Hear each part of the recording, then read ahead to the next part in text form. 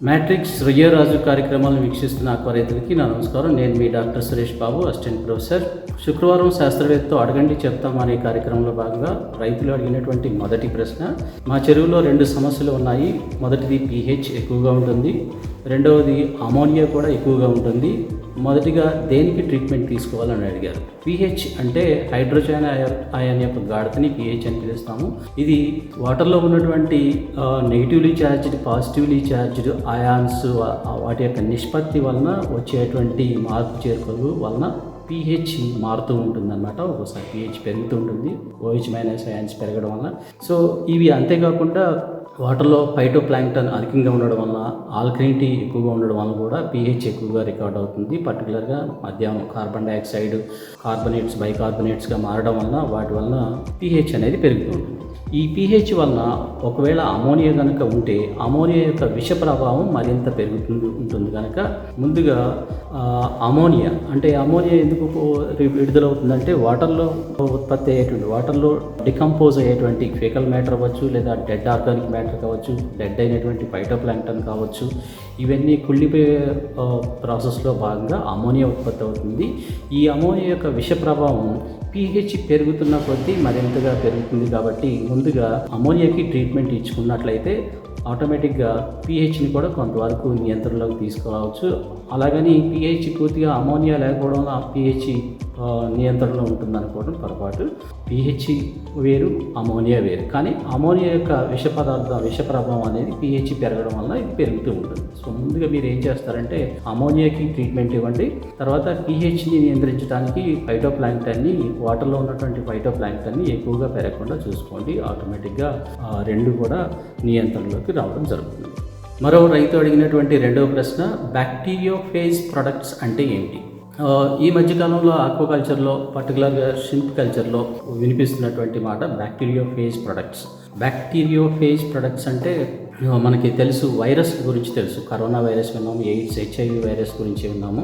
అలాగే రొయ్యల చెరువుల్లో కూడా రకరకాల వైరస్లు వస్తూ ఉంటాయి. సో ఈ వైరస్లు పెరగాలంటే ఆ వైరస్లకి జీవకణాలు అవసరం అన్నమాట. సో ఈ జీవకణాలని వేటిని ఎంచుకుంటాయంటే కొన్ని వైరస్లు యానిమల్స్లో ఉండేటువంటి, జంతువుల్లో ఉండేటువంటి కణాలను ఎంచుకుంటే అవి పెరగడానికి, కొన్ని వైరస్లు మొక్కల యొక్క కణాలని ఎంచుకుంటే, కొన్ని వైరస్లు సూక్ష్మజీవులైనటువంటి బ్యాక్టీరియా కణాలను ఎంచుకుంటాయి. అంటే సూక్ష్మజీవులైనటువంటి బ్యాక్టీరియా కణాల్లో అభివృద్ధి చెందేటువంటి వైరస్ని బ్యాక్టీరియోఫేజెస్ అంటారన్నమాట.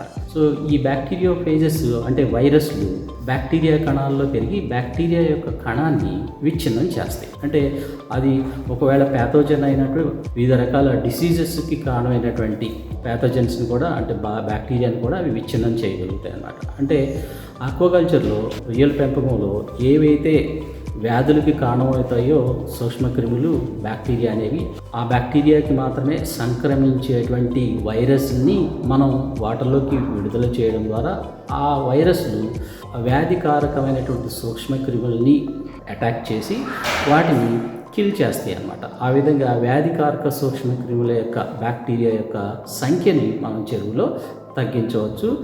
తద్వారా వచ్చేటువంటి వ్యాధుల్ని నియంత్రించవచ్చు అన్నమాట. వాటిని బ్యాక్టీరియోఫేజెస్ అని చెప్పేసి అంటారు. ఈ మధ్యకాలంలో వీటి మీద రీసెర్చ్ బాగా జరుగుతుంది. వీటిని ఉపయోగిస్తే ఎలా ఉంటుంది అనేది కూడా జరుగుతుంది. ఈ కొన్ని ప్రొడక్ట్స్ కూడా వస్తున్నాయని చెప్పేసి మనం వింటూ ఉన్నాం. మరొక రైతు అడిగినటువంటి మూడవ ప్రశ్న, వాటర్ ఎక్స్చేంజ్, నీటి మార్పిడి ఏ టైంలో చేసుకుంటే మంచిది? ఉదయమా లేదా సాయంత్రమా?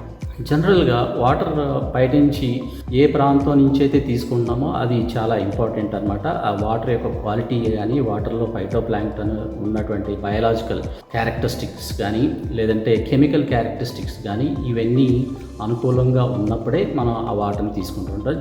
జనరల్గా ఈ వాటర్ని మార్నింగ్ టైంలో మనం చెరువులోకి పంప్ చేసుకుంటే అది కొంచెం సేఫ్ అని చెప్పేసి మనం చెప్పుకోవచ్చు. మరో రైతు అడిగినటువంటి నాలుగో ప్రశ్న, రొయ్యలు మట్టి తింటున్నాయని ఎలా గ్రహించాలి? ఇది రేరుగా కనిపించేటువంటి ఒక క్వశ్చన్ అనమాట, ప్రశ్న అనమాట. చెరువులో రొయ్యలు మట్టి తింటున్నాయి అంటే ఆర్గానిక్ మ్యాటర్, పాకుడుతో కూడినటువంటి ఆర్గానిక్ మ్యాటర్ని అవి గ్రహిస్తున్నాయని, ఆహారంగా తీసుకుంటున్నాయని చెప్పేసి మనం అప్పుడప్పుడు వింటూ ఉంటాం.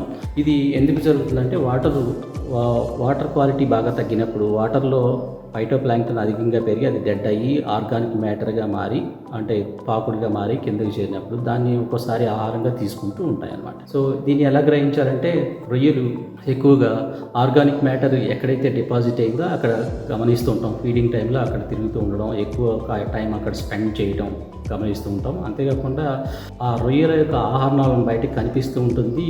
రకరకాల కలర్స్లో తిన్నటువంటి ఆహార పదార్థాన్ని బట్టి ఆ రొయ్యల యొక్క ఆహారాలను గ్రీన్ కలర్, థిక్ గ్రీన్ కలర్లో ఒకసారి కనిపిస్తుంది. దాని అర్థం ఈ పొల్యూటెడ్ వాటర్లో వాటర్ క్వాలిటీకి సరిగ్గా లేని ఆర్గానిక్ మ్యాటర్ ఎక్కువగా ఉన్నటువంటి పాండ్లో ఆ రొయ్యలు డెడ్ ఆర్గానిక్ మ్యాటర్ తిన్నాయని గమనించవచ్చు. అంతేకాకుండా మరొక లక్షణం ఏంటంటే అలాంటి రొయ్యలు ఎక్కువ విసర్జక పదార్థాన్ని విసర్జిస్తూ ఉంటాయి, అంటే ఫీకస్ని ఎక్కువ డిశ్చార్జ్ చేస్తూ ఉంటాయి. ఎందుకంటే అలా తిన్నటువంటి ఆహారంలో ఎక్కువ పోషక పదార్థాలు ఉండవు కనుక ఎక్కువ క్వాంటిటీ ఫీకస్ రూపంలో బయటికి విసర్జించబడుతుంది. అదే బ్యాలెన్స్డ్ డైట్ మనం ఫీడ్ ఇచ్చినప్పుడు దానిలో ఎక్కువ పోషకాలు ఉంటాయి కాబట్టి ఎక్కువ ఆహార పదార్థం లోపలికి పీల్చుకోబడి తక్కువ క్వాంటిటీలో తక్కువ శాతం బయటికి ఫీకస్ రూపంలో విసర్జించబడుతుంది. కానీ ఈ కేసులో ఇది ఎలాంటి పోషకాలు లేనటువంటి ఈ ఆర్గానిక్ మ్యాటర్ని ఎక్కువ క్వాంటిటీలో తీసుకుంటాయి. సో ఎక్కువ జీర్ణం కాదు, ఎక్కువ అబ్జార్బ్ అవ్వదు, శోషణ చేసుకోబడదు, పీల్చుకోబడదు. సో ఆ పీల్చుకోలేనటువంటి ఆ మెటీరియల్ బయటికి విసర్జక పదార్థ రూపంలో ఫీకస్ రూపంలో ఎక్కువ క్వాంటిటీలో ఎక్కువ నిష్పత్తిలో బయటికి విసర్జించబడుతుంది. దాని అర్థం దానిలో ఆర్గానిక్ మ్యాటర్ ఎక్కువగా ఉందని అర్థం. అంతేకాకుండా ఈ రొయ్యలు ఇలా ఆర్గానిక్ మ్యాటర్ని లేదా మట్టిని తినేటువంటి రొయ్యలు సాధారణ రొయ్యల కంటే, బ్యాలెన్స్డ్ డైట్ని తినేటువంటి ఆహారాన్ని తినేటువంటి రొయ్యల కంటే తక్కువ గ్రోత్ని ప్రదర్శించాయి. ఎందుకంటే ఆర్గానిక్ మ్యాటర్లో లేదా మట్టిలో ఎలాంటి పోషకాలు ఉండవు కనుక సాధారణ గ్రోత్ని అవి కంటిన్యూ చేయలేవు. దానికంటే తక్కువ గ్రోత్ని, చాలా రెడ్యూస్డ్ గ్రోత్ని వాటిలో మనం గమనించవచ్చు అన్నమాట. ఈ 4 లక్షణాలను బట్టి మనం రొయ్యలు మట్టి తింటున్నాయి అని ఒక నిర్ణయానికి రావచ్చు. మరో రైతు అడిగినటువంటి 5వ ప్రశ్న, ట్రిపుల్ సాల్ట్ని పిల్ల వదిలిన తర్వాత ఎన్ని రోజుల తర్వాత వాడుకోవచ్చు రొయ్యల చెరువులో? ట్రిపుల్ సాల్ట్ అంటే పొటాషియం మోనోపర్సల్ఫేట్ మరియు పొటాషియం సల్ఫేట్ మరియు పొటాషియం హైడ్రోజన్ సల్ఫేట్ అనే ఈ 3 రకాల కెమికల్స్ యొక్క మిశ్రమాన్ని ట్రిపుల్ సాల్ట్ అని చెప్పేసి అంటాము.